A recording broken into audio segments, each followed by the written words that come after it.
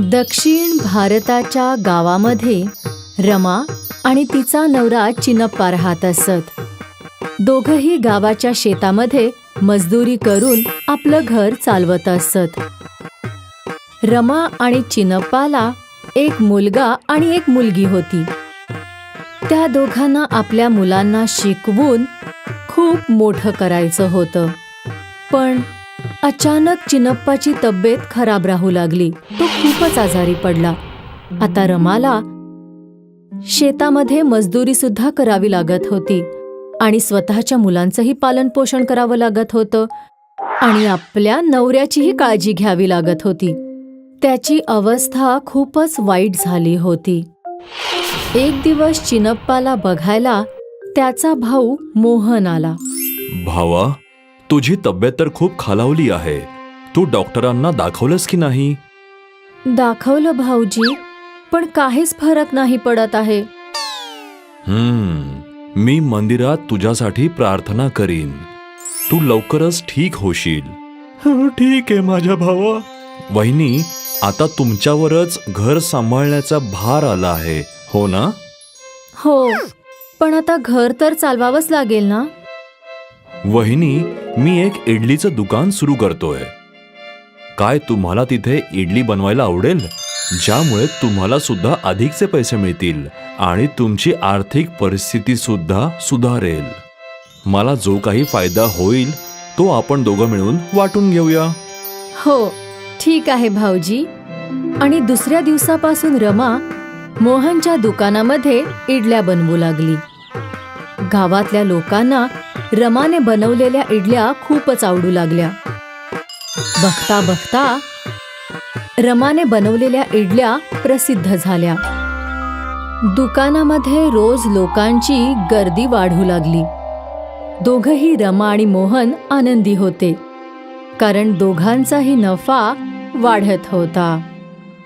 कमावलेल्या पैशांमधून रमाने चिनप्पाचा चांगला इलाज केला आणि काहीच दिवसांनंतर चिनप्पा परत हिंडू फिरू लागला. आता 2 महिने लोटले होते आणि रमा आणि मोहनच्या दुकानामध्ये ग्राहकांची गर्दी वाढतच होती. आणि आज रमा विचार करत होती, एवढी सगळी गर्दी फक्त माझ्या इडल्यांमुळेच आहे, म्हणून मला जास्त नफा मिळाला पाहिजे. मोहन तर फक्त सामान घेऊन येतो आणि ग्राहकांना फक्त इडल्या बांधून देत असतो, म्हणून त्याला माझ्या एवढा नफा नाही मिळाला पाहिजे. संध्याकाळी जेव्हा दोघं नफा वाटून घेत होते तेव्हा, भाऊजी, सगळ्या इडल्या मीच बनवते. जर माझ्या इडल्या एवढ्या स्वादिष्ट नसत्या तर तुम्हाला इतका नफा नसता मिळाला. ते तर खरं आहे वहिनी. तुमच्या इडल्या खरोखरच खूपच स्वादिष्ट आहेत. हो, आणि ह्याच कारणामुळे मला नफा जास्त मिळाला पाहिजे. पण वहिनी, हे तर चुकीचं आहे. मी सुद्धा दिवसभर मेहनत करतो, तेव्हा जाऊन आपण एवढी कमाई करतो. म्हणजे आपण दोघं बरोबर मेहनत करतो, म्हणूनच फायदा सुद्धा आपला दोघांचा बरोबरीचा असायला हवा. नाही भाऊजी, आता तुम्ही चुकीचं बोलताय. जर असं आहे तर उद्यापासून तुम्ही इडली बनवणारी कोणीतरी दुसरी ठेवा. रमा मोहन बरोबर भांडण करून आपल्या घरी परत आली आणि दुसऱ्या दिवशी गावामध्ये 2 इडलीची दुकानं लागली.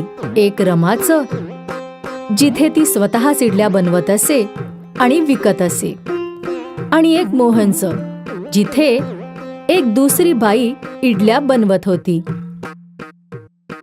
रमाचं नवीन इडलीचं दुकान बघून सगळे गावकरी तिच्या दुकानामध्ये येऊ लागले. पण रमा एकटी होती. ती एकाच वेळी इतक्या सगळ्या ग्राहकांना सांभाळू शकत नव्हती आणि शेवटी कंटाळून सगळे गावकरी मोहनच्या दुकानाकडे परत आले, जिथे मोहन नेहमीप्रमाणे सगळ्या ग्राहकांना छान प्रकारे इडल्या देत होता. असं रोज होत होतं आणि पाहता पाहता गावकरी मोहनच्या इडलीच्या दुकानातून इडल्या घेऊ लागले. आता रमा आपल्या इडलीच्या दुकानामध्ये उभी राहून पश्चाताप करत होती. हे मी काय केलं? मला वाटत होतं की इडल्या बनवणं सगळं काही आहे, पण नाही. मोहनचं ग्राहकांना सांभाळणंही खूप आवश्यक होतं. कमीत कमी जेव्हा मी मोहन बरोबर होती, मला चांगले पैसे तर मिळत होते, पण आता माझ्या इडल्यांना कोणीच विचारत नाहीये. रमाला स्वतःच्या इडल्यांवर खूप गर्व होता, जो आता तुटला होता. म्हणून म्हणतात की गर्व हा काचेसारखा असतो, जो नक्कीच तुटतो. अब्दुल एक आचार्य होता, जो सुलतान मियाच्या हॉटेलात तंदुरी बनवायचा. भाऊ, मला एक तंदूर पार्सल द्या जरा. हो, आता देतो. तुमच्या हाताची तंदुरी लाजवाब आहे अब्दुल मिया. मी बऱ्याच हॉटेलांमध्ये तंदुरी खाल्लीये, पण तुमच्या हाताला जी काय चव आहे ती अशी चव कुठेच नाहीये. धन्यवाद. तुम्हाला माझी तंदुरी पसंत आली, एवढंच बस मला. अब्दुल बरीच वर्ष याच हॉटेलात काम करायचा. सगळं ठीक होतं. मग एक दिवस सुलतान मियाचा मुलगा अफजलने हॉटेल सांभाळायला सुरुवात केली. भाई, तुमच्या हॉटेलच्या तंदुरीबद्दल काय बोलावं काय? हो हो हो हो, मला माहित आहे. बरेच ग्राहक अब्दुल मियाच्या तंदुरीची तारीफ करत असतात. हे ऐकून अब्दुल हसला. त्याला अफजलच्या डोक्यात चाललेल्या विचारांचा पत्ताच नव्हता. अफजलने विचार केलेला की तंदुरी काउंटर मोठा करायचा आणि अजून बरेच आचारी ठेवायचे. अब्दुल भाई, आता तुम्हाला सुद्धा दुसऱ्या आचारांना तुमच्यासारखी तंदुरी बनवायला शिकवावं लागेल. त्यांचं काय, मी तंदुरी काउंटर मोठा करणार आहे, म्हणजे जास्तीत जास्त ऑर्डर घेऊ शकू म्हणून. जी नक्की, मी सगळ्या आचार्यांना शिकवीन. हे ऐकून अफजल खुश होता. काही दिवसांनी तंदुरी काउंटर मोठा झाला. अजून 2 आचारी काउंटरवर आले, अल्ताफ आणि अरबाज. आता मला लक्ष देऊन बघा आणि शिका. जर माझ्यासारखी तंदुरी चांगली बनवाल तर ग्राहक तुमचीही तारीफ करतील. अब्दुल दोघांना चांगल्या पद्धतीने तंदुरी बनवायला शिकवू लागला. काही दिवसातच ते दोघंही अब्दुल सारखी तंदुरी बनवायला शिकले. आशा करतो की तुमचं हॉटेल आता दिवसेंदिवस जास्त प्रगती करत राहील. तुमची दुआ मानली जाऊ अब्दुल मिया. अब्दुलने चांगल्या मनाने त्या 2 आचार्यांना तंदुरी बनवायला शिकवलं. पण अफजल खूप बेरकी होता. त्याच्या डोक्यात फक्त पैसे कमवायचं भूत सवार होतं. त्यासाठी त्याने एका नवीन पोल्ट्रीवाल्याशी सौदा केला. हा पोल्ट्रीवाला अफजलला मेलेल्या कोंबड्या स्वस्तात विकत होता. यामुळे अफजलचा नफा वाढत होता. तंदुरी काउंटर मोठा झाल्याने ग्राहकही वाढले होते. सगळं ठीक ठाक चाललेलं. पण एक दिवस जेव्हा अब्दुल रात्री उशिरापर्यंत हॉटेलमध्ये होता, तेव्हा हॉटेलचे मालक सुलतान तिथे आले. बेटा अफजल, कसं चाललंय हॉटेल? छान अब्बा. मी ऐकलंय की तू पोल्ट्रीवाला बदलला आहेस. हो अब्बा, हा नवीन पोल्ट्रीवाला आपल्याला कमी किमतीत कोंबड्या देतोय. अच्छा, पण ते कसं काय? कारण त्या कोंबड्या आधीच मेलेल्या आहेत. अरे देवा, ही काय गुस्ताखी करतोयस बाळा? हे चुकीचं आहे. असं पाप करू नकोस. जर आपली तंदुरी खाऊन कोणी आजारी पडलं तर देव आपल्याला अजिबात माफ नाही करणार बाळा. असं काही होणार नाही अब्बा. सगळे हॉटेलवाले हेच करतात. माझ्या सगळ्या मित्रांच्या हॉटेलात असंच असतं. आतापर्यंत कोणी आजारी पडलेलं नाही आणि पुढेही पडणार नाही. माझं काम होतं तुला समजावणं. पुढे तुझी मर्जी. आता हे हॉटेल तुझं आहे आणि तू याचा मालक आहेस. चांगला किंवा वाईट हा तुझा निर्णय आहे. ठीक आहे? सुलतान मिया तिथून निघून गेले. हे सगळं बोलणं अब्दुलने ऐकलेलं. काही वेळाने तोही आपल्या घराकडे निघून गेला. रात्री अब्दुल हेच प्रकरणाबद्दल विचार करत होता. मी अशा जागी काम करू शकत नाही जिथे लोकांच्या तब्येतीला वेशीवर टांगलं जातं. हे अगदी चुकीचं आहे. पण अफजल मिया माझं ऐकणार नाहीत. यातच भलं आहे की मी हे काम सोडून देईन. अब्दुलने ठरवलेलं की तो सुलतानच्या हॉटेलमध्ये आचार्याचं काम सोडून देणार. दुसऱ्या दिवशी तो हॉटेलात गेला. मी काल सर्व ऐकलेलं होतं. माझी सत्सद विवेक बुद्धी मला इथे काम करून देत नाहीये. मी या हॉटेलला सोडून जातोय. ठीक आहे, तुला काय वाटतं? तू गेल्याने माझं हॉटेल बंद होईल? अजिबात नाही. पण तुला कधी दुसऱ्या कोणत्याही हॉटेलमध्ये काम मिळणार नाही हे नक्की अब्दुल मिया. चालेल मला. मी बिनकामाचा राहीन, पण बेईमानीमध्ये भागीदार नाही होणार. अब्दुल हे बोलून तिथून निघून गेला. त्याने बऱ्याच हॉटेलात नोकरी शोधली, पण त्याला कुठेच नोकरी मिळाली नाही. थकून एक दिवस तो त्याचा मित्र मुस्तफाच्या सायकलच्या दुकानावर बसलेला. काय झालं भाऊ, आजही काम नाही मिळालं का? नाही मित्रा, आता काय करू तेच कळत नाहीये. मला तंदुरी बनवण्याशिवाय अजून कोणतं काम येतच नाही. तुला कोण म्हणतंय की दुसरं काहीतरी कर? मी तर म्हणीन की तू स्वतःची तंदुरीचा काउंटर उघड. एवढे पैसे नाहीयेत माझ्याकडे. तंदूर खूप महाग असतो, त्याशिवाय हॉटेलही पाहिजे ना. मग त्याचं भाडं, एवढं सगळं कुठून करणार? तुझ्या दोन्ही प्रॉब्लेमचा एकच इलाज आहे माझ्याकडे. थोडी वाट बघ. मुस्तफाने सायकलची 2 चाकं आणली आणि त्यात भोकं करून त्यातून एक सळई टाकली. हे तयार आहे. हे काय? समजावतो. मुस्तफाकडे एक हातगाडी होती. मुस्तफाने हातगाडीच्या वर पत्रा ठोकला आणि मग हा तंदूर त्या हातगाडीवर ठेवला. आता याच्या खाली जळणारे कोळसे ठेव आणि याला फिरवून फिरवून तंदुरी बनव. अरे वा, हे तर मस्त आहे. तुला कसं हे सुचलं? बस तुझी मदत करायची होती ना, म्हणून सुचलं. धन्यवाद धन्यवाद मित्रा. दुसऱ्या दिवसापासून अब्दुलने हातगाडीवरून तंदुरी विकायला सुरुवात केली. अब्दुल तंदुरी बनवण्यात उस्ताद होता. हॉटेल नसल्याने त्याने तंदुरीची किंमतही कमी ठेवलेली. मुस्तफाच्या चालत्या फिरत्या ठेल्यावर ग्राहकांची नेहमी गर्दी असायची. तेव्हा सुलतान हॉटेलवर फूड ऑफिसरचा छापा पडला आणि मेलेल्या कोंबड्या विकण्यासाठी हॉटेल सील करण्यात आलं आणि अफजलला तुरुंगात बंद करण्यात आलं. बहुतेक हाच निसर्गाचा नियम आहे.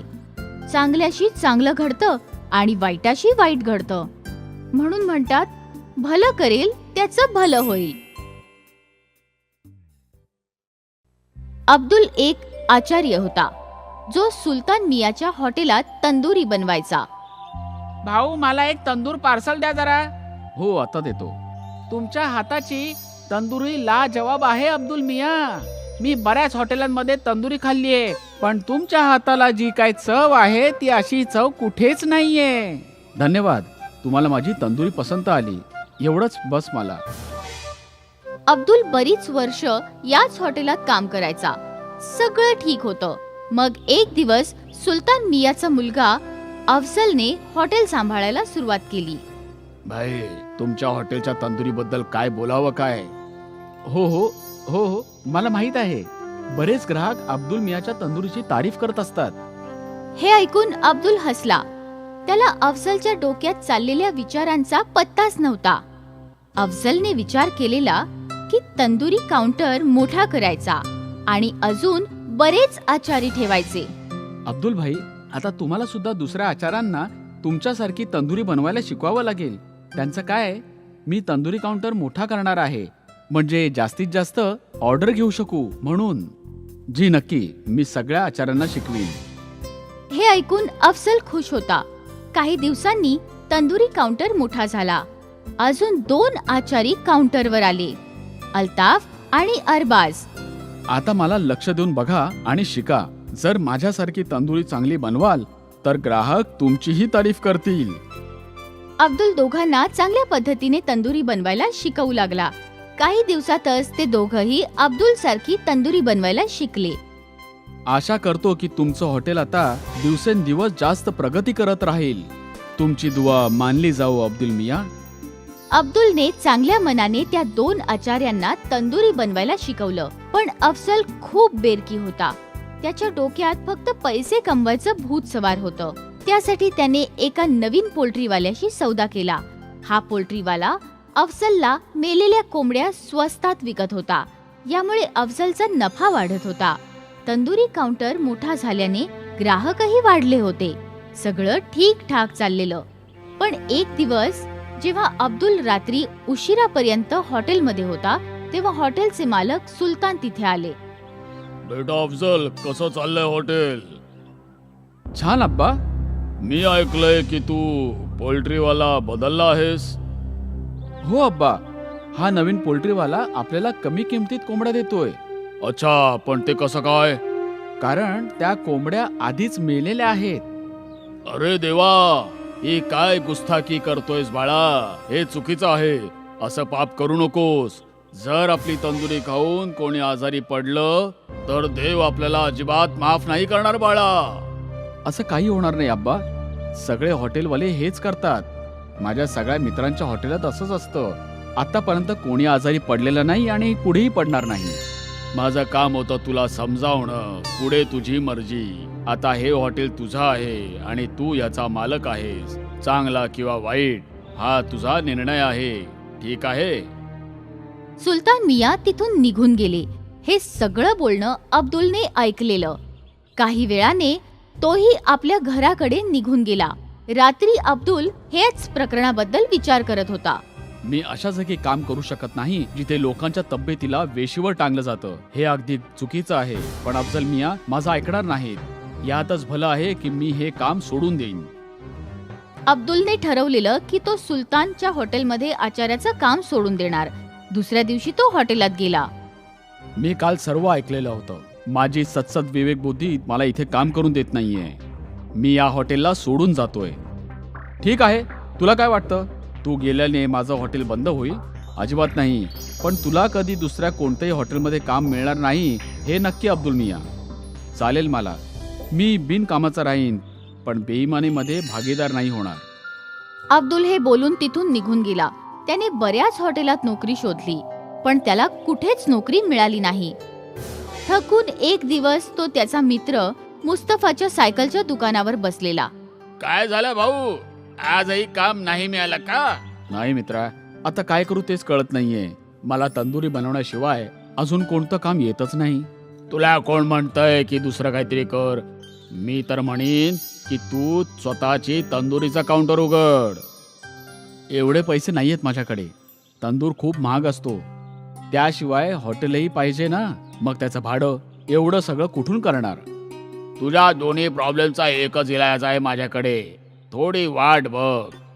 मुस्तफाने सायकलची 2 चाकं आणली आणि त्यात भोकं करून त्यातून एक सळई टाकली. हे तयार आहे. हे काय? समजावतो. मुस्तफाकडे एक हातगाडी होती. मुस्तफाने हातगाडीच्या वर पत्रा ठोकला आणि मग हा तंदूर त्या हातगाडीवर ठेवला. आता याच्या खाली जळणारे कोळसे ठेव आणि याला फिरवून फिरवून तंदुरी बनव. अरे वा, हे तर मस्त आहे. तुला कसं हे सुचलं? बस तुझी मदत करायची होती ना, म्हणून सुचलं. धन्यवाद धन्यवाद मित्रा. दुसऱ्या दिवसापासून अब्दुलने हातगाडीवरून तंदुरी विकायला सुरुवात केली. अब्दुल तंदुरी बनवण्यात उस्ताद होता. हॉटेल नसल्याने त्याने तंदुरीची किंमतही कमी ठेवलेली. मुस्तफाच्या चालत्या फिरत्या ठेल्यावर ग्राहकांची नेहमी गर्दी असायची. तेव्हा सुलतान हॉटेलवर फूड ऑफिसरचा छापा पडला आणि मेलेल्या कोंबड्या विकण्यासाठी हॉटेल सील करण्यात आलं आणि अफजलला तुरुंगात बंद करण्यात आलं. बहुतेक हाच निसर्गाचा नियम आहे. चांगल्याशी चांगलं घडतं आणि वाईटाशी वाईट घडतं. म्हणून म्हणतात, भलं करेल त्याचं भलं होईल.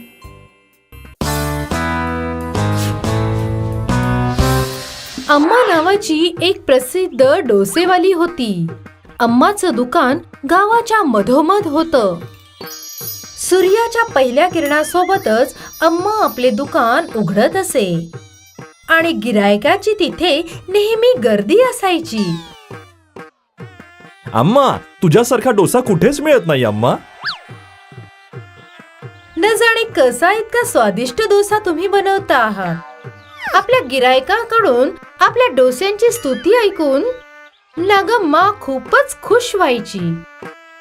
अम्माचे ज्यादातर गिराईक सकाळी सकाळी नाश्त्यामध्ये डोसा खाणं पसंत करायचे. अहो अम्माजी, एक स्पेशल म्हैसूर मसाला डोसा द्या. बाईसा आता देते. अम्मा आपल्या प्रत्येक ग्राहकाला व्यवस्थित बसवायची आणि त्यांच्यासोबत बोलतही असायची. काळ पसरत गेला आणि काळासोबतच अम्माचं दुकान मोठं व्हायला लागलं.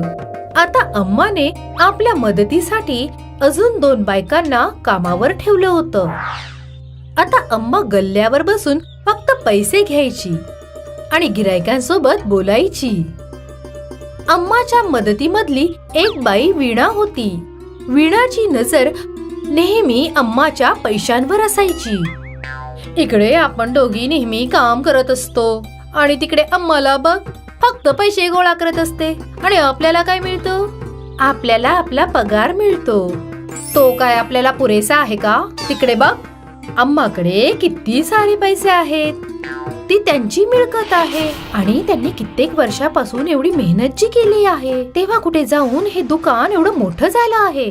तेच तर मी तुला सांगत आहे, आपल्याला पण आपलं दुकान टाकून मेहनत केली पाहिजे. नाही ग बाई, नाही, माझ्याने तर हे नाही होणार. माझ्यासाठी हा एवढा पगार पुरेसा आहे. वीणाने खूप तिला समजावण्याचा प्रयत्न केला, परंतु लक्ष्मीने तिचं काहीच ऐकलं नाही. वीणा खूप दिवसांपर्यंत आपलं स्वतःचं दुकान टाकण्याचा विचार करत राहिली आणि शेवटी एके दिवशी वीणाने आपलं डोस्याचं दुकान उघडलंच. अम्माचा डोसा 10 रुपयाचा असायचा, तर वीणाने 8 रुपयामध्ये डोसा विकणं सुरू केलं. हळूहळू सगळ्या गिरायकांची गर्दी वीणाच्या डोस्याच्या दुकानाकडे वळायला लागली. हे पाहून वीणा खूप खुश होती. लवकरच ती गर्विष्ठ झाली. अम्मा खूपच निर्मळ होती आणि ती आपल्या गिरायकांसोबत नेहमी नम्रतेने वागत असायची. परंतु वीणा आता तिचा गर्व खूपच वाढला होता. ताई, एक मसाला डोसा द्या ना. हा देते ना, पण 10 मिनिटं वाट पाहावी लागेल. ठीक आहे ताई. ती मुद्दामहून ग्राहकांना कारणास्तव वाट पाहायला लावायची. हे घे तुझा मसाला डोसा. ताई, मला ती हिरवी चटणी द्या ना. अरे टाकली आहे ना हिरवी चटणी, अजून किती देऊ? वीणा आपल्या ग्राहकांसोबत काही ना काही कारणास्तव नेहमी चिडायची. काही दिवसांनंतर वीणाचा गर्व इतका वाढला, तिने विचार केला की काही पण होऊ दे, पण ग्राहक तिच्याकडेच येतील. कारण की माझा भाव कमी आहे म्हणून सगळे गिराईक माझ्याच दुकानाकडे येतील. रोज रोज सकाळी 10 वाजता दुकान उघडून मी थकले आहे. एक काम करते, उद्या सकाळी 7:30 वाजता दुकान उघडेन. जर ग्राहकांना वाट पाहावी लागली तर मला काय, कमीत कमी माझी झोप तर पूर्ण होईल. आणि नेहमीप्रमाणे अम्माचं दुकान सकाळीच उघडलं, परंतु वीणाचं दुकान बंद होतं. अम्माच्या दुकानावर निघून गेले. ग्राहकांची गर्दी पाहून अम्माने एक युक्ती लढवली आणि आपल्या डोश्यांचा भाव पण 8 रुपये ठेवला. 7:30 वाजता वीणाने आपलं दुकान उघडलं आणि आता जेव्हा ग्राहक तिकडे पोहोचले आणि दोन्ही दुकानावर एकच भाव पाहून, अरे वा, अम्माने सुद्धा डोसा स्वस्त केला. खूप दिवस झाले अम्माच्या हातचा डोसा खाऊन. आणि मग पूर्ण दिवस ग्राहकांची गर्दी अम्माच्याच दुकानावर होती आणि इकडे वीणाच्या दुकानावर एकटे दुकटे ग्राहक येत होते. वीणा इकडे मनोमनी जळत होती आणि ह्यामुळे ती ग्राहकांवर ओरडून बसली. नकोय मला तुमचा डोसा, तुम्हीच खा. सगळे ग्राहक अम्माच्या दुकानावर निघून आले. आज अम्मा खूप खुश होती, कारण की पुन्हा एकदा तिचा व्यापार चांगल्या रीतीने चालला होता. इकडे वीणा जळवणूक होऊन अम्माला कोसत होती. मुलांनो, ह्या गोष्टीमध्ये अम्माने काहीच नाही केलं, परंतु वीणाच्या गर्वाने तिचा चांगला जमलेला व्यापार खराब झाला. जर तिने पहिल्यापासूनच लोकांशी चांगलं वर्तन केलं असतं आणि गर्व नसता केला तर आज तिचा पण व्यापार खूप चांगला चालला असता.